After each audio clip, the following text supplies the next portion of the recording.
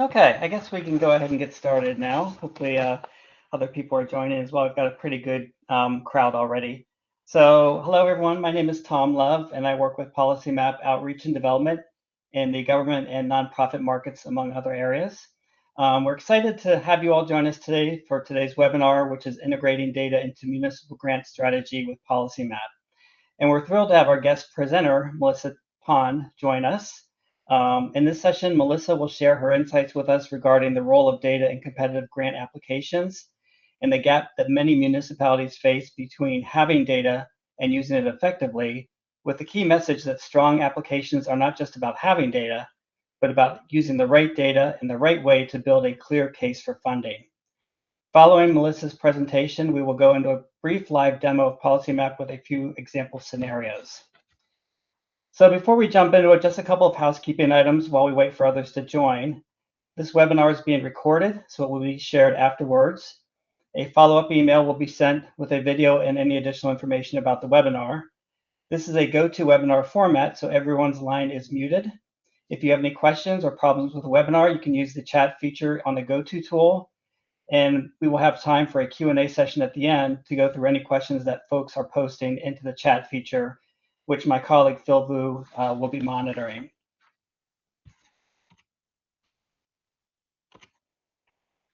So some more background about Melissa. Melissa is a grants and growth strategist and the founder of Melissa J. Pond, LLC, where she works with municipalities, nonprofits, and mission-driven organizations to strengthen grant strategy and secure funding through clear, data-informed positioning. With over 15 years of experience in municipal government and federal grant administration, Melissa brings a unique dual perspective as both grant reviewer and grant writer. She holds a master's degree in nonprofit management from Northeastern University and teaches through the National Community Development Association Leadership Institute, supporting municipal leaders in building stronger, more effective teams and systems.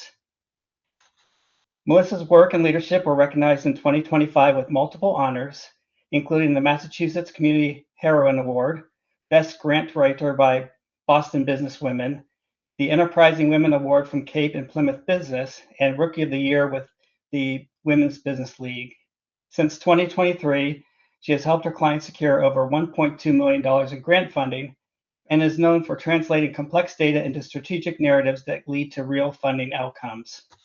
And on a separate note, I first met Melissa at the NCDA annual meeting in Jacksonville, Florida, back in 2019, during her role at the time as principal planner for the city of Quincy, Massachusetts. For those not familiar with NCDA, it's a great organization worth checking out. Their upcoming 2026 annual conference is in Pittsburgh this year, June 10th through 12th. You can check it out at ncdaonline.org. So Melissa, thank you again for joining us today. And with that, I will turn it over to you. Just let me know when you'd like me to advance the slides. Thank you, Tom. Thank you so much for having me. And thanks for the plug for NCDA. I'm looking forward to seeing you in Pittsburgh in a couple of weeks. Go ahead and advance the slide, please. So let's talk about the big picture. A lot of times there's a misunderstanding of what grants are available, what you need to get the grants, and how to write them. Even when you do understand what the grant is looking for and its general eligibility and in the requirements, a lot of times people are missing that ability to tell their story in a compelling way and be truly competitive for the opportunity. And also, funders have changed, whether we're talking about federal agencies, state programs, or private foundations. They are increasingly data driven, and even some of the priorities have changed over time. But what we want you to understand today is how to be able to gather community need information and put that into your grant narratives in a strong, compelling way. Here's the reality. Municipalities are competing for the same limited pot of money, and what sets a strong application apart isn't just a well-written document. It's the ability to connect a real community problem to evidence and then to the funder's specific priorities. As I like to say, the strongest applications connect data to real community impact, and that's what we're building toward today. Next slide, please. Before we talk about solutions, let's be honest about where most municipalities are starting from. When you're pulling together data for a grant, you're probably bouncing between census data, HUD reports, your state dashboard, maybe some health data, internal reports. It's a lot to juggle. And the problem isn't that the data doesn't exist, it's that pulling it all together is very time consuming. It's fragmented, it's really hard to synthesize into something coherent, especially when you're working against a grant deadline.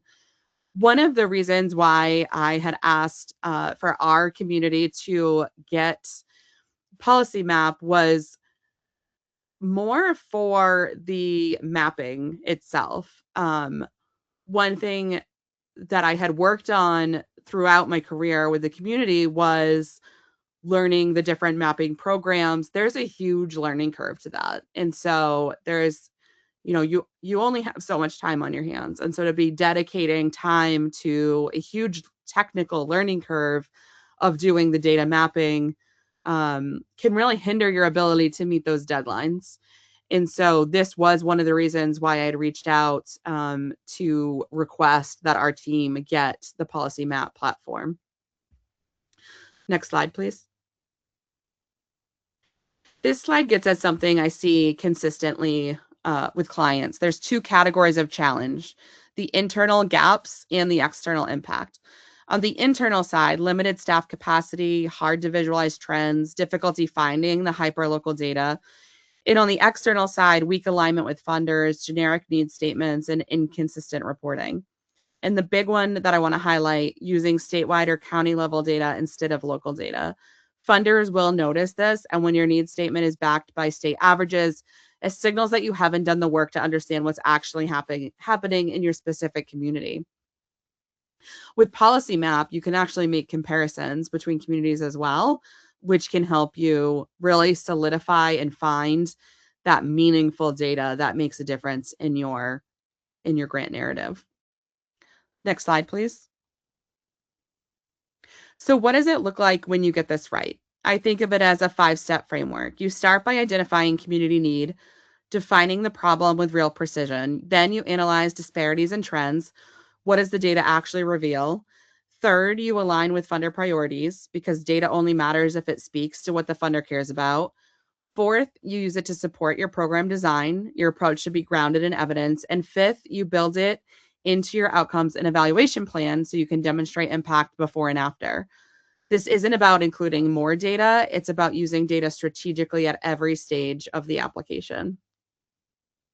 Next slide, please. Here's one of my favorite slides because it really illustrates the difference between okay and excellent. Look at these two statements. The weak one says your community faces housing challenges. Full stop. That tells the funder almost nothing. It's true of almost every community across the United States. The strong version says over 42% of renter households are cost burdened, with the highest concentrations in census tracts adjacent to the downtown corridor. That statement is specific, it's localized, and it's fundable because the funder can see exactly where the problem lives and why your solution is the right one. And the map can back it up. Next slide, please. Let me run through the 5 most common mistakes I see quickly, because honestly, I've seen all of these sink otherwise strong proposals. Using statewide instead of local data, as I mentioned before, including data without interpreting it, just dropping in a statistic with no context. Overloading the application with statistics. More is not more. It can really confuse the reader. And failing to connect the data to the outcomes. And not aligning funder priorities. That last one is critical. Every funder publishes their priorities. Your data should be speaking directly to those priorities and not just describing your community in general. Next slide, please. Now, what kind of data are we actually talking about? This slide gives you a snapshot of the data categories that come up most often in municipal grant work: poverty rates, housing cost burden, broadband access, youth opportunity, transportation, vacancy rates, health indicators, environmental risk, workforce trends, and more. But I want to repeat what's on this slide. The goal is not more data. The goal is relevant data. One well-chosen hyperlocal statistic will do more work than 5 pages of general demographics. Which brings us to the central question. We've established that you need localized, specific, relevant data, and we've established that pulling it together from a dozen sources is a real barrier. So how do you actually do this efficiently? That's where I'm going to hand it over to Tom, who's going to show you how PolicyMap makes this possible. Okay, thank you, Melissa. That's great synopsis. I really appreciate that. Let me go next slide here. So this slide is very general, but it shows, kind of the pillars that PolicyMap provides with our vast data collection. So we pulled data from about 170 different sources. It's not just census data, but housing data from HUD, things that Melissa had mentioned, health data from CDC, nonprofit locations, assets. So I like to say that the top two kind of go hand in hand. The needs, which would be like the layer data and PolicyMap, whether you're looking at housing cost burdens or poverty rates or health disparities, overlaid with current assets. Do we have appropriate assets applied in those areas? Do we have affordable housing sites? Do we have clinics? Do we have childcare locations or not? And so that map visual will show both the statistics, but also the availability or lack of availability of assets that you'd like to deploy in those areas. Overlaying that with things like areas that are eligible for different federal programs, so CDBG eligible areas. Opportunity zones is a big topic now because states are in the process of denominating Opportunity Zones 2.0, which will run from 2027 through 2036. So we have the census tracts that are available to be nominated in PolicyMap now, and some state authorities are actually using PolicyMap to help prioritize and select the final opportunity zones because they can only choose 25% of the overall universe. So things like HUD qualified census tracts, new market tax credit eligible areas, if you are partnering with like CDFIs or other nonprofits, is in there as well. And of course, in addition to the wealth of data that's in PolicyMap, you can upload your own data. So if you upload your housing pipeline data or other possible grant locations and then provide the contextual data against that using the layers, the data uploading is very valuable, and also for advocacy purposes. So once you receive grants and deploy these projects, overlaying your site locations with change over time in those areas. So in these areas where we've added more housing, has housing cost burdens reduced in the past 10 or 20 years in those locations.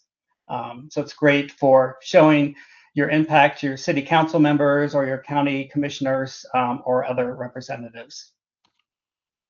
So we'll go through three quick scenarios.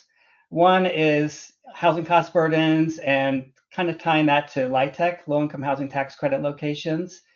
Another is workforce development. Let's say that you're a city and you're trying to increase skilled workers because you want to attract more warehousing or other industries. So there's a workforce development example, and then also a child care needs assessment example. So I'm going to toggle over to PolicyMap. So for our first example, we're going to do the housing cost burdens. So I'm going to go to Charlotte, North Carolina for this example. If I can spell it right. Okay.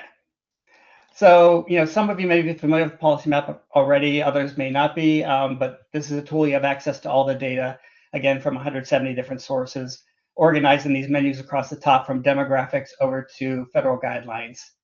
So when you go to each of these menus, for example, housing, you'll see the first part would be your assets. In this case, for housing locations, we have all the LIHTC locations, HUD multifamily housing sites, public housing sites, rural development housing sites, and then the rest are layers. So one aside is if you are in a city with a population of 100,000 or more, we have the Moody's Analytics housing gap analysis data.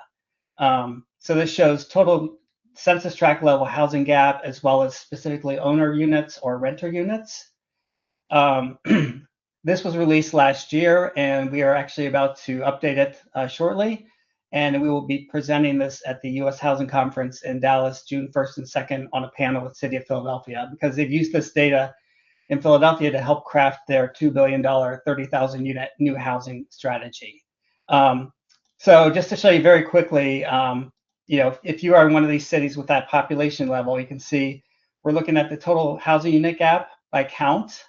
When I hover over one of these areas, you can see there's a 65 unit gap in this area and so forth. So the darker areas show the higher gap, the lighter areas or the purple areas actually show where there's a surplus. And what we found in the national study is a lot of the luxury condos, there's an overbuilding inventory, but the largest gap is mid-range rental units.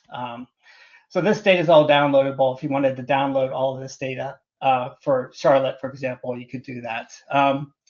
With any data layer in PolicyMap, you can click the information icon in the legend, and we write very detailed description on the methodology of this study. So that's just an aside for those cities of that size. But since we have a mixed audience here, I'm going to go into more of a nationwide layer. So if I go back to housing, and again, here you can see vacancy rates. We license that from U.S. Postal Service data, homeowners and renters, homeowners by race, ethnicity, age, mortgage status, same thing for renters. I'm going to go to affordability and cost burdens, and I'm going to look at renter cost burdens, and I'm going to look at cost burden renters. You can also do extremely cost burden or cost burden by age. So you can see in each of these menus, it cascades out as you highlight it. Okay, so now this map appears, and we're looking at percent of all renters who are cost burdened by housing costs. This is from the census. You can see this is from the latest Census American Community Survey data. We have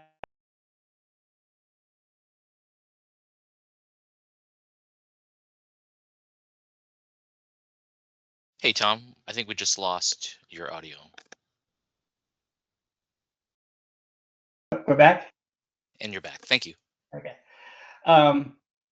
So basically, you can see we're looking at census tract level data. In this case, this goes down to block group, or if you want to look at more of a zip code level, you can change the geography. But the darker areas show, a higher cost burden rate. So in this case, 60% of renters are cost burdened in this area. If I click on the map, I can click trends. And this is where Melissa had mentioned, this is how you can benchmark against larger geographies or peer cities.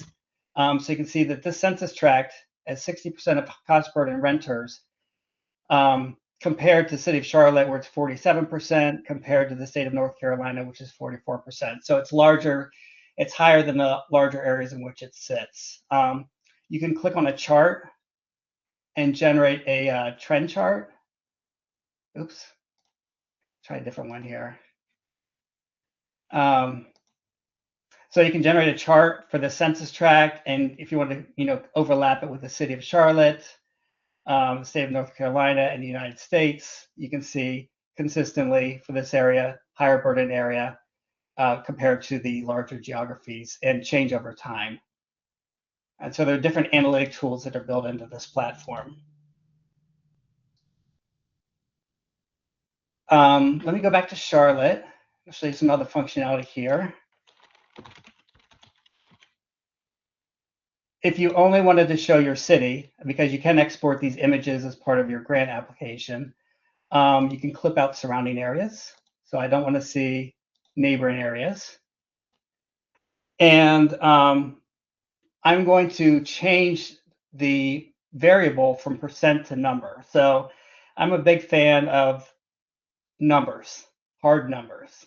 That area that we saw was 60%, but it could be 60% of renters in an area where 95% of people that live there own versus rent. It could be based on a very small number of renters. So that 60% represents 458 cost burden renters. So back to Melissa's other slide, the statement could say, the census tract is 60% of renters that are cost burden, representing 458 renters.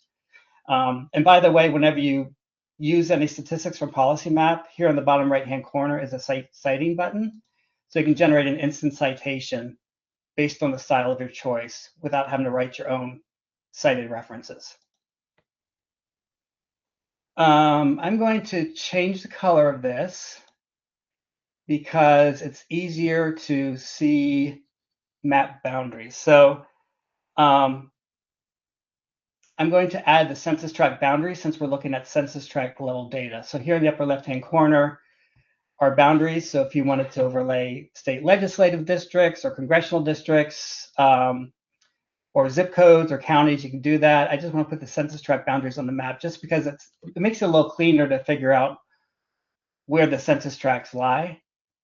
And then the other part of our equation is, okay, we've got, all this large number of cost burden renters.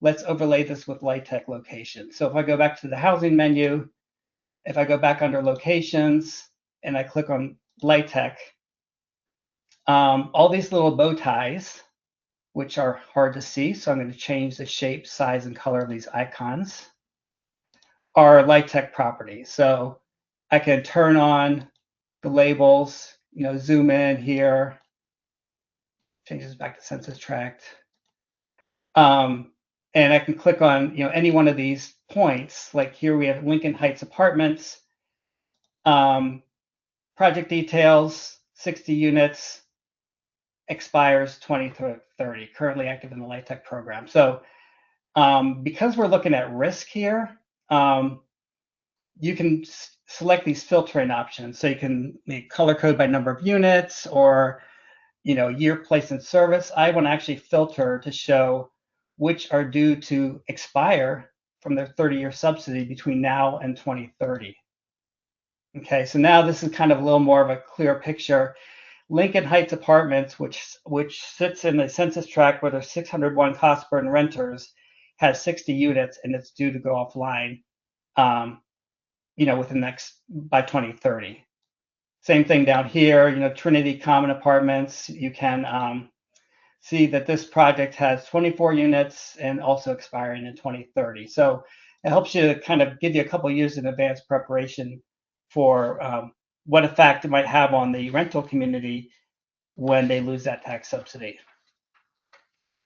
You can download data from PolicyMap. So here in the upper right-hand corner, if you wanted to download all of the census tracts, in this case, the count of cost burden renters in combination with the LIHTC locations that are due to expire, it's an instant download to do that as well. So it saves you huge amounts of time from having to try to pull that data together.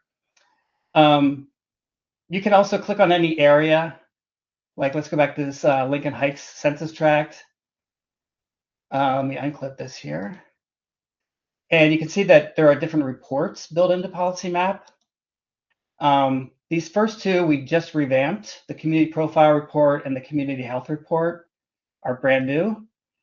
We will be revamping the rental housing and the mortgage reports, combining them into one larger new report. That's going to be probably for the next 2 months or so. That'll be released.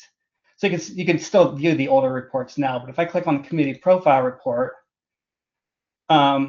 this report provides all this information about this place. So population trends, race, ethnicity, age, income and poverty, families and household, vacancy rates, employment information, jobs by industry, transportation information. And so you can see that this report, this can be customized. So if you wanted to rearrange the order of these, or if you wanted to hide certain parts of the report, you could do that. It has all these interactive charts here. So we have this population trend for this area. So you can see it's a drop in population between now and the previous 3 5-year periods.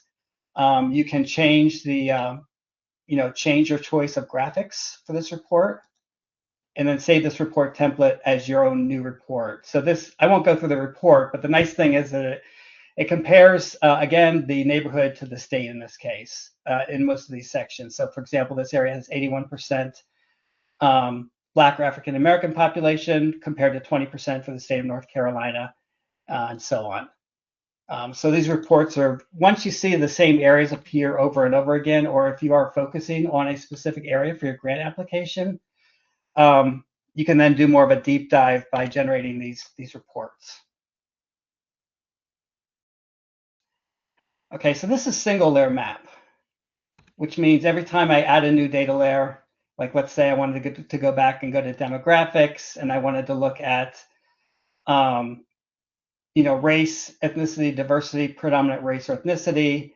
Each time you put a new layer on, here you can see the higher concentration of Black population versus white versus Hispanic ethnicity. It replaces the previous layer. But if I go to multi-layer map, you can combine up to 5 layers at once.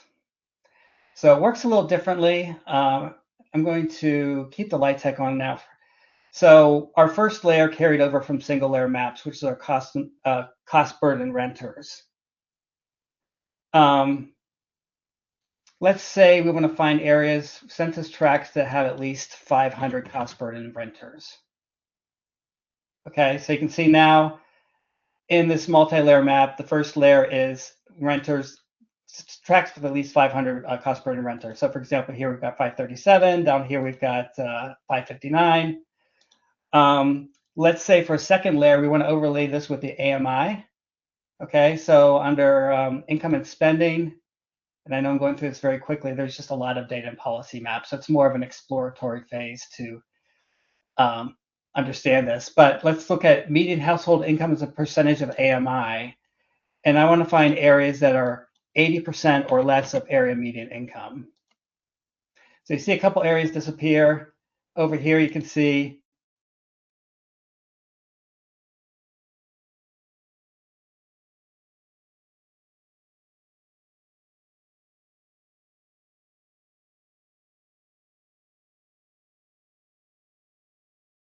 Tom, I think you froze again. cost burden renters here in an area that's 2.0. Okay, so under federal guidelines, this is where you have like your HUD qualified census tract, your CDBG eligible areas, fair housing information, recaps. Under CDFI programs, this is where we have our opportunity zones. And again, opportunity zones 2.0, right now they're called low income community eligible areas. This again is where Treasury has designated a certain number of LICs per state. And then each state, by the end of this year, needs to select 25% of those for the final new opportunity zones. So I am going to say I only want to see areas that are eligible and eligible for opportunity zones. So pretty much all of the areas that we had from the cost burden renters and the AMI also are still opportunity zones. So here we have 648 renters, 34% AMI, and is under consideration for nomination for the new opportunity zones. So that's one example of looking at the need, which in this case are the layers,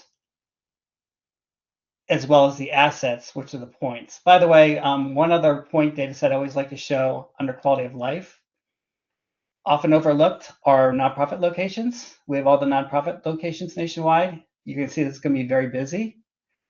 This is from Candid, which is the former Foundation Center. You can filter these. So I want to filter these to show which nonprofits in the area are involved in housing or shelter, and I want to further limit that to those with a revenue of greater than $250,000. And I want to turn the labels on for these. So, over here you can see Aldersgate Life Plan Services. You can click on the site and get their financials from their 990 forms. And again, this data is also all downloadable from PolicyMap. If you wanted to generate a listing of all the housing nonprofits in your area, you can do that in a few seconds. So that's scenario one. Scenario two is the workforce development example. This is kind of a really quick example. So if you want to just start over to clean up your map, you can click this reset map button on the bottom right-hand corner. This clears everything out and starts over from the beginning. And in this case, I want to go to Chicago.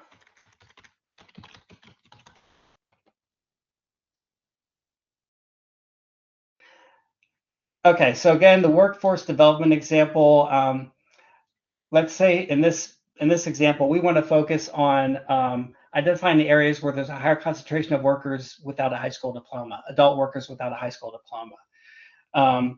Under the economy menu, again, for locations, we have all the small business development centers, we have business incubators, but here you have your workforce characteristics data set by residents. And so you could say where there are higher concentrations of people that have more than one job to make ends meet, or where there are higher concentrations of workers that work in a certain industry.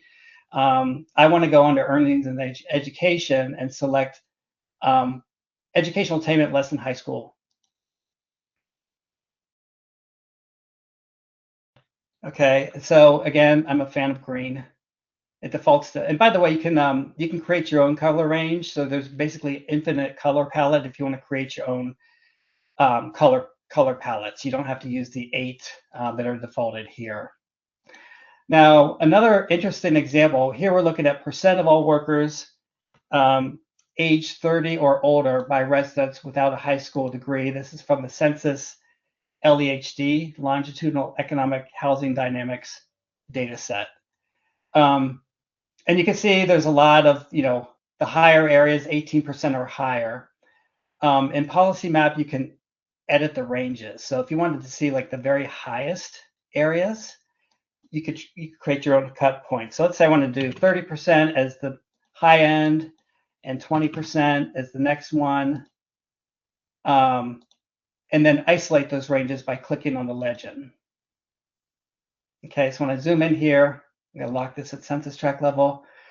You can see this area here, kind of down near the Midway Airport, is a high concentration of workers by residents without a high school diploma.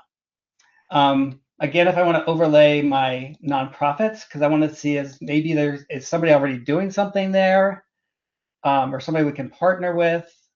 Let's go back to our nonprofit locations, and let's filter these by employment job-related nonprofits. So, in this area that looks really interesting to us, there's an organization called PODER, and PODER, works with children and youth, Hispanic, Latino, Latinx population, immigrants, etc., and a link to their website. So, perhaps there's a partnering opportunity with them. Now, I showed you the community profile report from before. You can also, let's say I wanted to combine all this area into one custom region and then generate one consolidated report on this area. This button up here is how you do that. So you can either freehand draw on the map, or you can say, I want a distance radius around this site address that I'm looking at, or I want to just assemble things like zip codes or census tracts. So what I did was I used the assemble option, and I created this workforce development focus area. So, so here again, if I wanted to generate that same report on this combined area, it'll sum up all the information into one figure for this area. So you can see that this area has about population of about 101,000. It's increased from 99,000 the previous 5 years, but there was a decrease from the previous 5 years before that, and so on. And so you can generate all of this information that you see here in this report on a custom region. We go back to the map.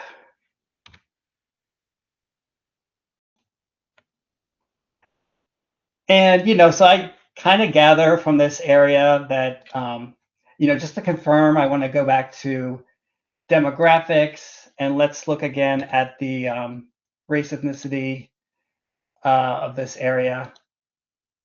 And so here you can see, very large section of Chicago, very heavily Hispanic population, where we also know that there's a large number of workers without a high school diploma. So are there language issues there? Are there certain households that don't have internet access? So how do you reach out to those communities to let them know about these programs? So again, if you wanted to go back to multi-layer maps, just to confirm what we suspected, let's say, again, percent of workers without a high school diploma, let's say at least 30%. And let's go back under demographics and let's look at, immigration, foreign-born population. And let's say, again, at least 30% of people are foreign-born.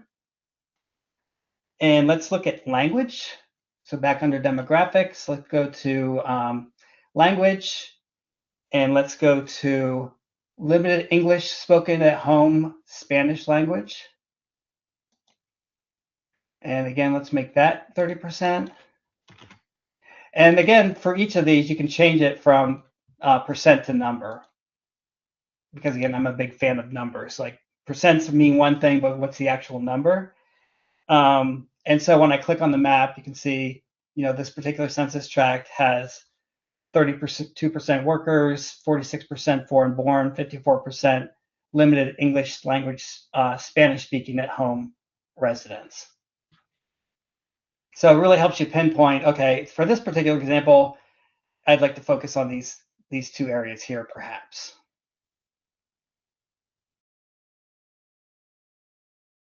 And then one last example very quickly, because I know we have a Q&A period, is a childcare need.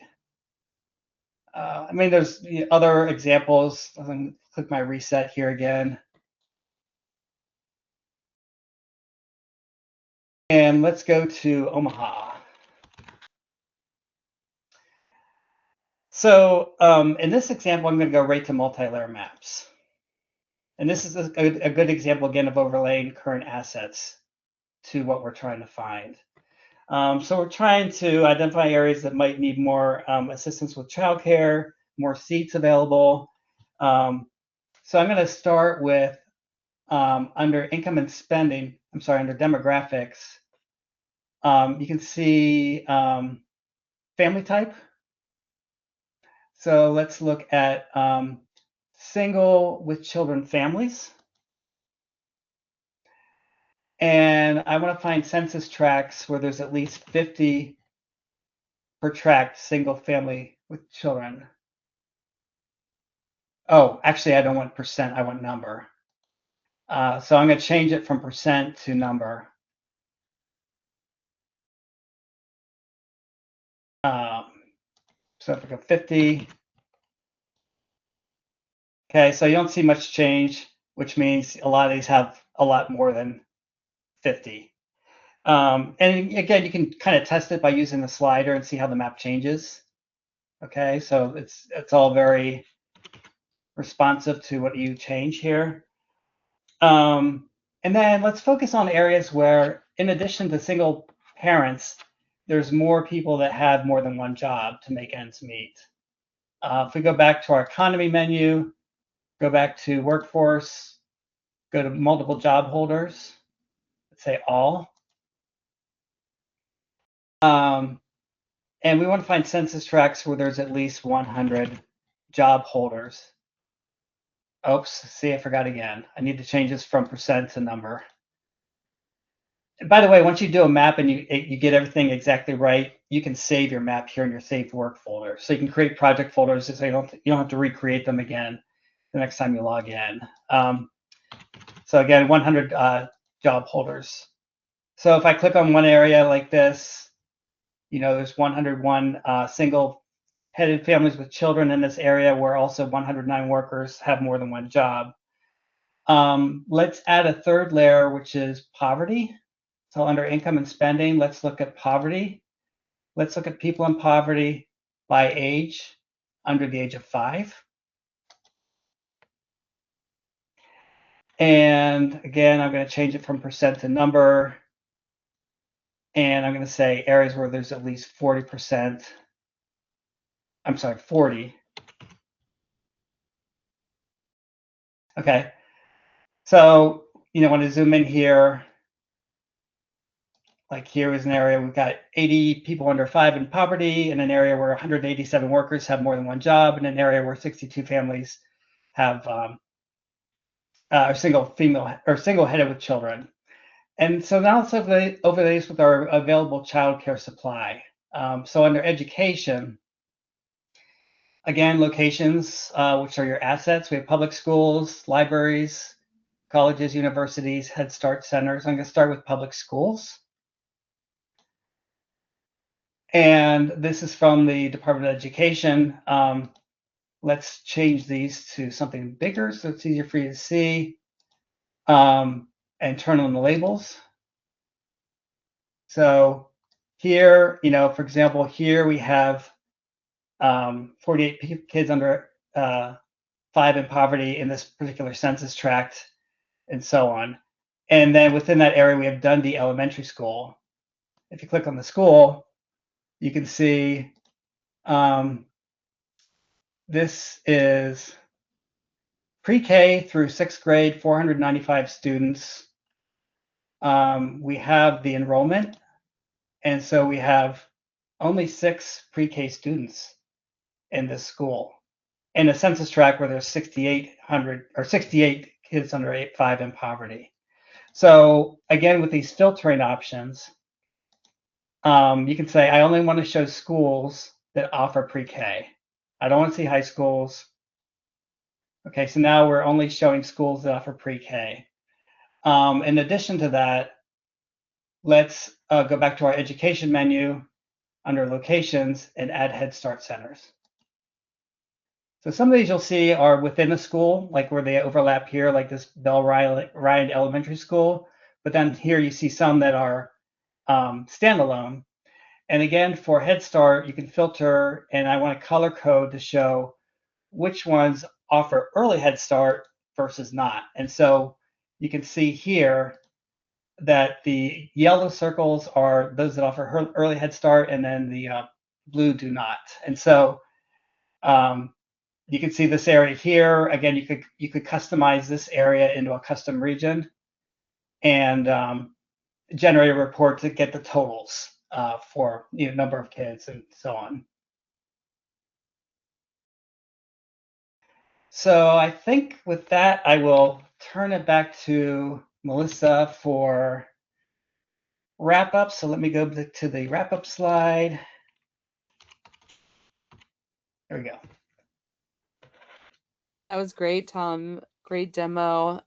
Shows how efficient you can really use this platform to find the data you're looking for, create the maps. They create a great visual to drop right into your grant application if that's what the funder's asking for, and provides the data for a great narrative. So let's bring it all together. When I think about what makes data work in a grant application, it comes down to 3 things, and these are worth writing down. Efficiency, find the right data without spending hours hunting, and that's what PolicyMap allows you to do. Alignment, identify what matters to this specific funder and look for that data within the PolicyMap platform.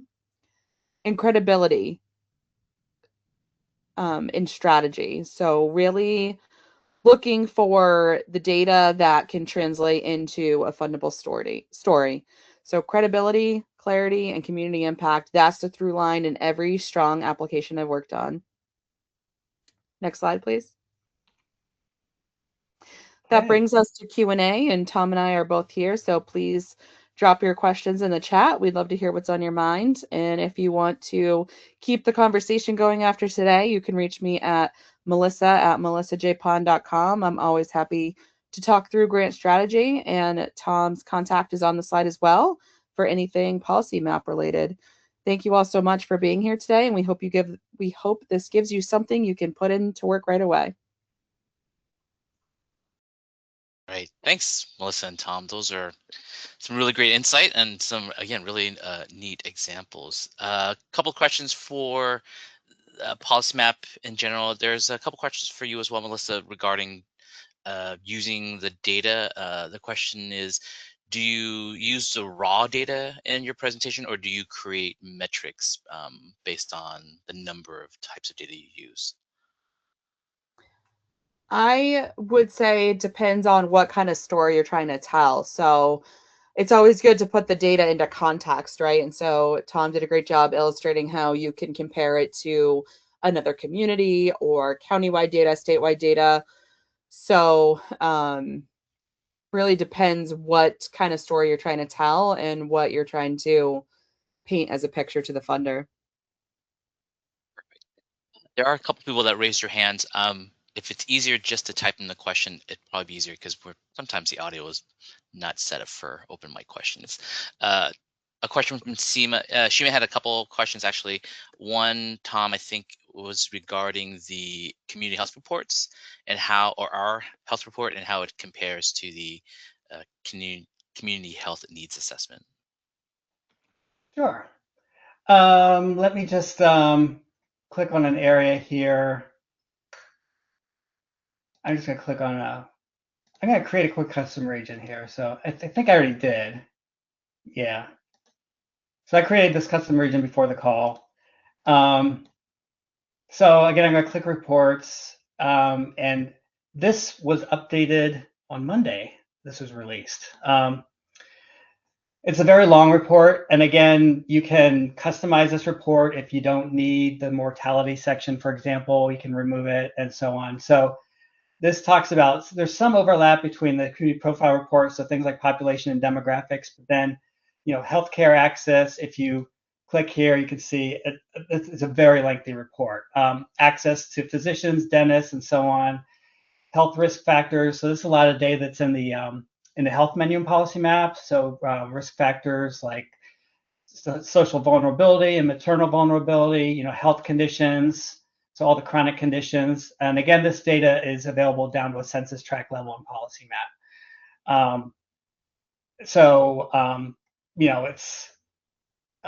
lot of this data can be pulled. It can either be downloaded directly from the map as an Excel file if you just need figures for your CHNAs, but also if you wanted more of an interactive version, you could do that here. And by the way, in any of these reports, like let's say you only wanted this chart, you can download and export this chart. And you can also, I didn't show you this in the other report, but if you wanted to generate AI insights about each section, this will use OpenAI to provide a synopsis. You can see it's typing it right now on this area, and it typically will compare it to the state of Nebraska in this case. So yeah, it's a great report. We're very excited about it. Perfect. Yeah, I'm always excited for the new health report. Matt had a question regarding the candid data. And the question is, how do you overcome the issue where there's a large nonprofit with one headquarters tied to their 501 status, but multiple buildings offering different Yeah, services? great question. So yeah, unfortunately, we just have the headquarter locations. We don't have the program site locations. I mean, we have worked with states that have that information where we've uploaded for them or they've uploaded themselves the actual program location. So if you have that data, it could be uploaded using this data loader here. The data uploader allows you to upload up to 10,000 addresses at a time. It'll geocode the data and then put it in the My Data menu for access later. But yes, you're right. Right now, it only includes the headquarter locations for the nonprofits, not the performance locations. So she had a kind of a two-part question, or I think a question that's tied together, which is, does the data availability vary by location? So indicators, and what's the denominator? What's the standardization of denominator across data? I think it's based on the idea that we have national data, and the default denominator is national. But you want to get into the detail, we can. Yeah, so I'm still in Omaha. So if you have data that is for privacy purposes, I forget what the number is. We actually had a separate webinar about this, where if it's like less than 10 people, let's say white people living in poverty and it's less than 10, it'll show as insufficient data on PolicyMap because we suppress that data for privacy purposes. But you're right. It's basically, let me put a layer on the map. Let's look at something like, let's just look at income. And so, this is based on the national. Actually, a better example, I think, is if I go to Philadelphia. All right, so here's a good example. So I go to income and spending. Let's just look at poverty. So, Philadelphia is one of the poorest large cities in the country. You can see that, for the nation, the map maxes out at 20%. And again, you could edit the ranges. So if you wanted to see the very highest poverty ranges, you could change these cut points yourself. But this is for the nation. But the other option is if you wanted to change this denominator to be based on just the data that's available in this current view, you can change it from US data to map extent. And didn't do a whole lot in this case, a little bit, but that makes it a little clearer for you to see that way. Otherwise, if you wanted to create your own cut points and say, I want to find areas with at least 40% poverty rate, the map changes to show just those areas.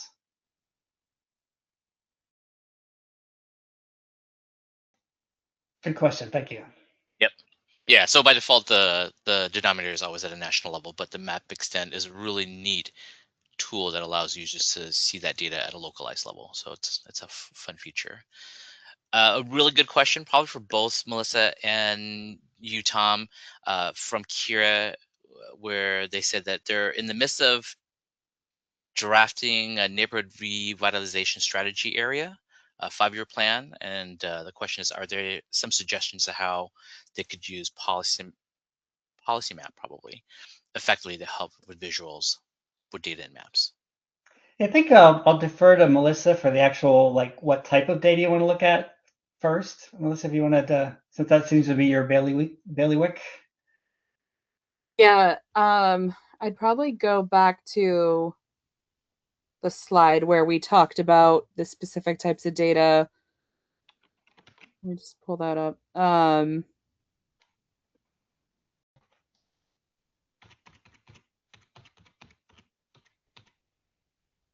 Sorry. Yeah, thank you. So definitely talking about these areas would definitely help, and then producing maps for them. I haven't worked on that particular plan, so I'm not sure what they would be looking for. I always worked on the CDBG 5-year plans and HUD 5-year plans, but these are all relevant data pieces. So you would pull that data and then create the map. And then, just like Tom said, you can also pull it into an Excel, and then you could create other visuals using that data after creating that Excel. And there's different ways you could do that. Even Excel has, you can create charts and graphs within Excel, or you could use them in another platform. So it's a pretty broad question, I guess. Not sure if I'm answering appropriately, but definitely a good use case for PolicyMap and pulling data and creating visuals for your plan. I have nothing to add to that. That was a great response. So thank you, Melissa. Thanks, Tom. Perfect. All right, we have 5 minutes left, so let me see if I can just grab maybe 1 or 2 questions left. This one's a pretty easy one, and it probably is for Tom, which is from Keegan, which is when downloading data, is it available already geotagged and integrating into existing work and other applications like ArcGIS? So basically, is our data can our data fit into GIS softwares? Yes. So if I go back to here, so this is the download button here. And you can download from single layer maps or multi-layer maps. So multi-layer, you can download 5 layers at a time. Single layer, you can download 1 layer at a time.